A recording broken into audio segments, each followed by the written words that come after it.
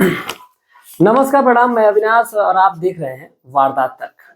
दोस्तों, आज की घटना की शुरुआत करूं उससे पहले आप लोगों को एक जरूरी सूचना थी, सोचा बता दूं, क्योंकि ये आपके जीवन में बेहद इम्पोर्टेंट है। अगर लोग प्यार करते हैं, जो हमारी बहनें हैं खासतौर से, उनके लिए ये मैसेज है। आपके घर में भी बहन बेटियां होंगी तो उनको भी आप एक बार समझाएं। ये उन्हीं के लिए संदेश है कि हमारे उत्तर प्रदेश के मऊ गाजीपुर जनपद के अंतर्गत एक गांव लगता है, बैपुर देवगांव, बेलगांव। और इसी गांव का रहने वाली एक लड़की होती है जो कि प्रेम प्रसंग में पड़ती है सोशल मीडिया के माध्यम से, और फिर वो एक लड़के के साथ भाग जाती है घर से। लेकिन 5 महीने बाद फिर वो अपने घर पे वापस आ जाती है, और वापस 1 महीने बाद उसका प्रेमी कह लें, उसका पति कह लें, वो भी आता है। और आने के बाद उसको बड़ी ही बेरहमी से उसी के घर में घुस करके और उसके सिर को कुचल देता है ईंट से, चाकू से उसकी आंख को निकाल लेता है। और उसके बाद घर से भागने का जब प्रयास करता है तो गांव वाले पकड़ करके पुलिस के हवाले कर देते हैं। हालांकि वो अपने आप को हिंदू में यादव बता रहा था, लेकिन जब पुलिस की जांच होती है तो वो मुसलमान निकलता है। इनकी मुलाकात सोशल मीडिया के माध्यम से होती है और प्रेम जाल में फंसा करके उसको लेकर के वो मुंबई भागता है और वहीं पर जाकर के धर्म परिवर्तन का काम करा रहा था। लेकिन जो हमारी बहनें, जो माताएं हैं, उनके लिए ये संदेश है कि आजकल के दौर में लोग इस प्रकार का झांसा दे करके और इस प्रकार के गलत काम कर रहे हैं, तो इसीलिए वो सतर्क रहें, सुरक्षित रहें। पूरी वीडियो हमारे दूसरे चैनल भारत ट्रू क्राइम पे पड़ी हुई है, जिनको अगर देखना होगा तो वो जा करके देख सकते हैं। आपको लिंक भी डिस्क्रिप्शन में मिल जाएगा, या फिर आप यूट्यूब पे भारत ट्रू क्राइम डालेंगे तो वहाँ पर आपको वीडियो मिल जाएगी, गाजीपुर न्यूज करके है। आज की घटना की शुरुआत होती है छत्तीसगढ़ के जिला बालोद से। यही का एक थाना लगता है डौड़ी लोहार, और थाने के अंतर्गत एक गांव आता है, ये पाररास। पाररास गांव में रहने वाली एक लड़की जिसका नाम कमला सिंह होता है, कमला सिंह कह लें, कमला राजपूत कह लें। इसकी जीवन में बहुत ही अच्छे से कट रहा था, ये अपने आप में मस्त थी, काम भी अपना किया करती थी। और काम करने के दरमियान ये सोचती है कि क्यों ना अब अपने जीवन को बसा लिया जाए, अपने जीवन के जो अगला पड़ाव होता है उस पड़ाव को अब पार किया जाए। इसी कड़ी में उसकी जो घर वाले हैं एक लड़का देखते हैं जिसका नाम होता है लालपति, और उसी से उसकी शादी फिक्स करने की बात होने लगती है। और जो लड़का है वो दुर्ग जिले का रहने वाला होता है। दुर्ग का रहने वाला जो लालपति होता है, जब इससे कमला राजपूत की जब शादी तय होती है तो दोनों में नजदीकियां बढ़ने लगती है। कमला शादी से पहले ही अपने हाथ पे टैटू लिखवाती है और उसमें लिखा होता है KL। KL का बहुत ही अधिक महत्वपूर्ण रोल है, वो भी मैं आपको बताऊंगा, इसलिए मैंने पहले आपको बताया कि KL लिखा हुआ था उसके हाथ पे। वक्त आगे बढ़ता है और वक्त के साथ साथ कमला और लालपति की दोनों की शादी की जब डेट नजदीक आती है, उससे पहले कमला ये चाहती है कि क्यों ना वो एक दूसरे को समझ ले, जान ले। इसलिए वो अपने होने वाले पति से कहती है कि क्यों ना हम लोग कहीं घूमने चला जाए, कहीं वक्त गुजारा जाए जहाँ पर हम दोनों एक दूसरे के साथ एक दूसरे को समझ भी लेंगे और एक दूसरे के साथ टाइम बिता लेंगे। यानी कि वो चाहती है कि वो जा करके एक दूसरे के साथ फिजिकल रिलेशन में भी आए, ताकि हर तरीके से परिपूर्ण हो जाए कमला राजपूत, और उसके बाद फिर वो आगे के जीवन अपने होने वाले पति के साथ शुरू कर सके। लेकिन जो लालपति है, अब वो इस चीज से दूर भागता था। वो सोचता था कि नहीं, अब जो भी होगा शादी के बाद ही होगा, और इसीलिए वो उससे दूर भागता था। जब भी कमला राजपूत उसको बुलाती तो फिर वो उसके बुलाने के आधार पर जाता तो था उससे मिलने के लिए, लेकिन जब बात होटल जाने की आती या फिर कहीं अकेले में कमरे में बिताने का टाइम आता तो लालपति मना कर दिया करता था। लेकिन अब कमला को लगता है कि हो सकता है कि ये अब मेरे साथ पहले फिजिकल नहीं होना चाहता हो सकता है कि ये बहुत सीधा लड़का हो, जो भी सोच हो शादी के बाद हो, इस प्रकार की अगर सोच रखता है तो ये बेहद मेरे लिए बढ़िया है। और इसीलिए वो अपने परिवार वालों से कहती है कि चलिए सब कुछ ठीक है और आप लोग शादी की जो डेट है वो फिक्स कर दीजिए। शादी की डेट फिक्स होती है, और शादी की डेट जब फिक्स होती है तो सब कुछ उसके जीवन में अब सही चल रहा था। धीरे धीरे वक्त आगे बढ़ता है और शादी की वो डेट आ जाती है, वो तारीख आ जाती है, और बड़े ही धूमधाम से बारात आती है और रात में जो शादी का कार्यक्रम होता है वो संपन्न होता है। कमला लाखों अरमान लिए अपने दिल में सजोए हुए उन अरमान को लेकर के अपने ससुराल यानी कि दुर्ग पहुंचती है। और दिन में पूरी जो घर का जो कार्यक्रम होता है वो होता है, यानी कि मुंह दिखाई की जो रस्म होती है वो होती है। और उसके बाद जब रात होती है, यानी कि जो लड़की के जीवन की पहली शुरुआत होती है सुहाग रात से होती है। और जैसे ही वो सुहाग रात होने वाली होती है, तब तक जो उसका पति लालपति है जब कमरे में जाता है, तो जाने के बाद ही वो दूसरी साइड मुंह करके सो जाता है। अब कमला को ये लगता है कि हो सकता है उसका जो पति है वो थका हारा हो, इसीलिए वो सो गया हो। जैसे इस प्रकार की जब वो सोच रखती है, और उसके बाद वो भी अपने आप में मस्त हो जाती है, फिर वो भी सो जाती है, क्योंकि वो भी शादी में थकी हुई थी और इसीलिए वो सो जाती है। जब अगली जब सुबह होती है, सब कुछ नॉर्मल होता है। फिर शाम होती है और फिर रात होती है। जैसे ही रात होती है, कमला राजपूत लालपति के पास जाने की कोशिश करती है, लेकिन जो लालपति है फिर उसी दिन की तरह, यानी पहले दिन की तरह ही उससे मुंह घुमाता है और फिर सोने का नाटक कर लेता है, यानी कि उससे दूरी बनाता है और उससे हट करके वो सो जाता है। ऐसा ये सिलसिला एक नहीं, 2 दिन नहीं, बल्कि 5 से 7 दिनों तक जब चलता है, तो कमला को ये लग जाता है कि कहीं ना कहीं कोई ना कोई ऐसा तो नहीं है कि दिक्कत है, या फिर मेरे पति का मुझ में कोई इंटरेस्ट ही नहीं है, कोई रुचि ही नहीं है। अब ये सोच करके वो उसी घर में रहने वाली अपनी बड़ी भाभी से वो बातचीत करती है और कहती है कि आखिर पता नहीं क्यों जो उसका पति है उसके करीब नहीं आना चाहता है, और जब उसने उसके करीब आने की कोशिश की तो उसको झटकार दिया था। ऐसा तो नहीं है कि जो मेरा पति है वो नपुंसक है। अब जैसे इस बात को उसकी भाभियाँ सुनती हैं, तो वो कहती हैं कि ये बात तुमने सही कही, तुम्हारा जो पति है वो सही नहीं है, बल्कि वो नपुंसक है, लेकिन इसमें वो जल्द ही सुधार कर लेगा, जल्द ही उसकी जो दवा है, इलाज है वो चल रहा है, जल्द ही वो सही हो जाएगा। अब जैसे ये कमला बात सुनती है, तो कहती है कि जब आप लोगों को पता था कि ये जो नपुंसक है, तो फिर आखिर क्यों हमारी शादी इससे करवाई। कमला की जब से बात उसकी भाभियाँ सुनती है, तो कहती हैं कि तुमने भी जो पहले इसको आजमाया था, तुम इसके साथ रही थी, तो आखिर क्या तुम्हें नहीं पता चला। अब कमला कहती है कि चलो ठीक है। और उसके बाद फिर जो विदाई की रस्म होती है वो लगभग 15 से लगभग 1 महीने बाद डेट रखी जाती है, और फिर कमला अपने मायके चली जाती है। तो जैसे ही मायके जाती है, तो फिर वहाँ से वो आने का नाम ही नहीं लेती है। अब वो जब उसके ससुराल वाले आते दिन के लिए, तो वो कहती है कि वो नहीं जाएगी, क्योंकि अपने माँ से, अपने भाई से, अपने पिता से, सबसे वो कह डाली रहती है कि जो उसका पति है वो नपुंसक है, अब वो किसी काम का नहीं है। अब जैसे ही इस प्रकार की जब वो बातें उसके परिवार वाले सुनते हैं, तो फिर वो कहते हैं कि चलो ठीक है, तुम्हारी मर्जी, अगर तुम्हें वहाँ पे नहीं रहना तो मत रहो। अब वो वहीं से अपने नए जीवन की सोचने की शुरुआत करे, और इसीलिए वो अब जा करके एक कंपनी वहीं पे होती है, वहीं पे वो जॉब करने लगती है।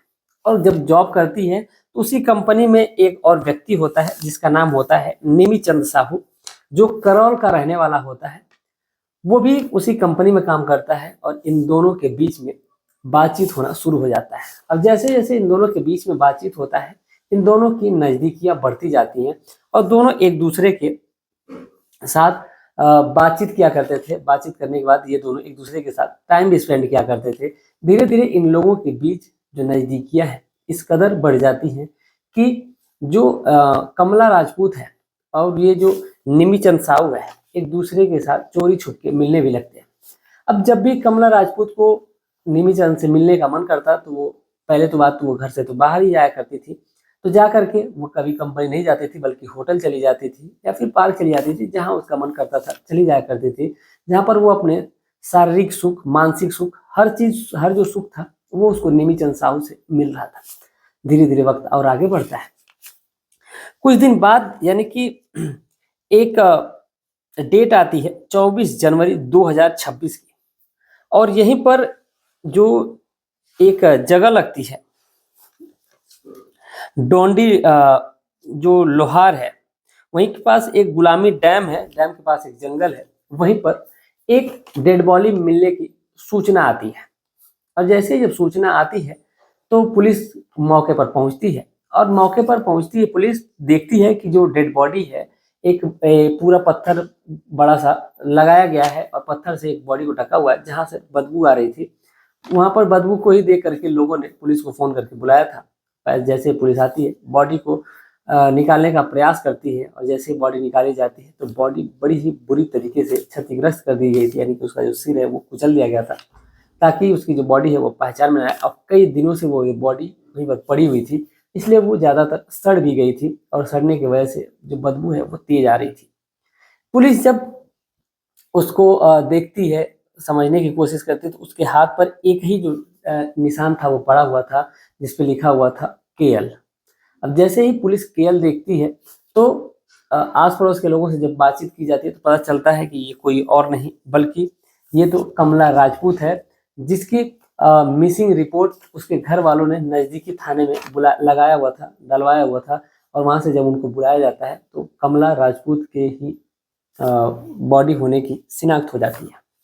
अब जैसे शिनाख्त होती है तो फिर पुलिस जो है पुलिस के पास एक और केस हो जाता है। सोचती है पुलिस अब इसको जल्द से जल्द इसको सुलझाना चाहिए और इसीलिए पुलिस अपनी जांच को तेज करती है। और जैसे जैसे जब जांच आगे बढ़ती है तो वहाँ पर जो कमला है उसका फ़ोन तो नहीं मिलता है, बल्कि उसके घर से उसका जब नंबर मिलता है उसकी सीडीआर निकाली जाती है। और सीडीआर निकालने के बाद जैसे ही पता चलता है कि उसकी जो बात है वो निमिचंद साहू से हुई थी और उसके बाद निमिचंद साहू का जो फ़ोन है वो भी ऑफ आ रहा था। और जैसे ही पुलिस को लगा कि निमिचंद साहू और लोकेशन दोनों की जब मैच कराई जाती है तो पता चलता है कि दोनों की लोकेशन सेम डेट पे सेम जगह पे दिखा रही थी।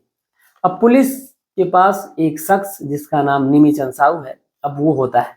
जब घर वालों से पूछा जाता है तो पता किया जाता है तो वो घर वाले भी बताते हैं कि हाँ वो व्यक्ति निमिचंद साहू अक्सर वो कमला के साथ रहता था, कमला से बातचीत किया करता था, कमला उससे बातचीत किया करती थी, कभी कभार वो घर पे भी आया था।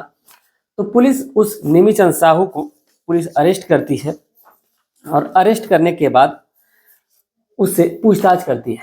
पहले तो निमिचंद साहू इधर उधर की बातें करता है, घुमाता है और घुमाने के बाद जब पुलिस अपने रवैये पे आती है, अपने तरीके पे आती है तो निमिचंद साहू पूरा जो कहानी है वो बता देता है कि आखिर पूरा वाक्य क्या हुआ था।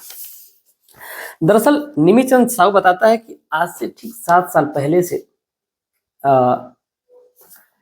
कमला राजपूत और निमिचंद साहू की मुलाकात हुई थी और इन दोनों के बीच में जो प्रेम प्रसंग है वो चलना शुरू हुआ था।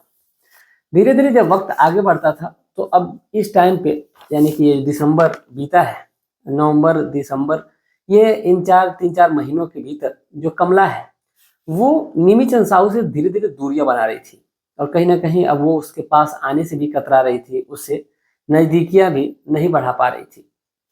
अब जैसे निमिचंद साहू को ये लगता है तो उसको शक होने लगता है कि कहीं ना कहीं ऐसा तो नहीं है कि ये किसी और से बात कर रही है, किसी और के से प्रेम करने लगी है। अब इसी शक में वो उसको कहता है कि एक काम करते हैं कि चलो हम लोग कहीं घूमने चलते हैं। पर कमला राजपूत जो होती है वो पहले तो मना कर देती है, वो कहती है कि नहीं अभी वो कहीं नहीं जाएगी। लेकिन जैसे ही उसका जो बॉयफ्रेंड यानी कि निमिचंद साहू होता है जब उसे रिक्वेस्ट करता है, रिक्वेस्ट करने के बाद उसको लेकर के चला जाता है।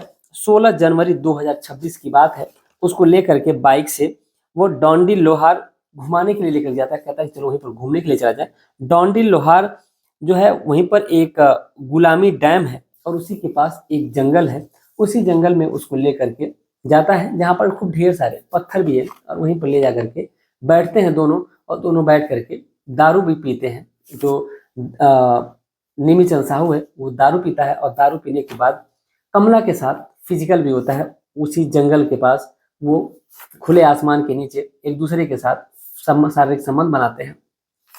शारीरिक संबंध बनाने तक तो मामला ठीक था। उसके बाद जो निमिचंद साहू है अब बात आती है कमला से पूछने की। अब वो बार बार उससे पूछ रहा था कि आखिर तुम बताओ कि मैं जब तुमसे बातचीत करने का प्रयास करता हूँ तो क्यों नहीं करती, तुम मेरे करीब क्यों नहीं आ रही हो। तमाम जो बातें वो करता है, कहता है कि तुम किसी और के संपर्क में हो, तुम आखिर मुझसे बात क्यों नहीं कर रही हो। जो कमला राजपूत होती है वो कहती है कि देखो मैं इस टाइम पे काफ़ी डिस्टर्ब रहती हूँ और मैं इसीलिए मैं बात नहीं कर पाती हूँ। इस पर जो निमिचंद साहू है वो कहता है कि नहीं तुम्हारा किसी और से चक्कर चल रहा है। इस पर जो कमला होती है वो कहती है कि नहीं मेरा किसी चक्कर नहीं है और इसी शक में इसी बात को लेकर के बहस होती है। निमिचंद कमला का फ़ोन जो है वो छीनता है और कमला का जैसे ही जब फ़ोन छीनता है तो कमला उसको फ़ोन देने से मना कर देती है और इसी बात से काफ़ी गुस्सा होता है, दारू के नशे में होता ही है।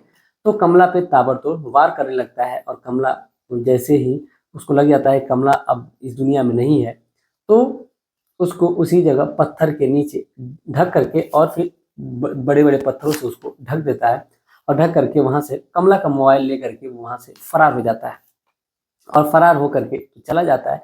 लेकिन 16 जनवरी 2026 की ये बात थी और उसके बाद 24 जनवरी 2026 को जब बॉडी बहुत तेज़ से बदबू करने लगती है तो लोग उसको पुलिस को इन्फॉर्म करते हैं और वहाँ पे पुलिस आती है तो पूरी कहानी निकल करके सामने आती है।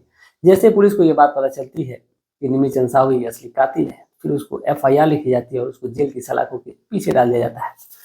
इस पूरे घटनाक्रम को सुनाने का जो हमारा मकसद है वो किसी की भावनाओं को ठेस पहुंचाने बल्कि आपको जागरूक करना है, आपको सचेत करना है। आप जहाँ भी रहें स्वस्थ रहें, सुरक्षित रहें, क्योंकि आजकल हमारे जो ये दौर है, ये ज़माना है, ये युग है, इसमें ऐसे-ऐसे वैसी दरिंदे घूम रहे हैं जो आपका बनकर आपके ही पीठ में छुरा घोंपने का काम करेंगे, आपकी जान लेने का काम करेंगे। जैसा कि मैंने आपको गाज़ीपुर वाला इंसिडेंट बताया। फिलहाल आप क्या सोचते हैं इस पूरे घटनाक्रम के बारे में? आप अपनी राय कमेंट में ज़रूर लिखिएगा। मिलते हैं एक और सच्ची घटना के साथ, तब तक के लिए जय हिंद, जय भारत।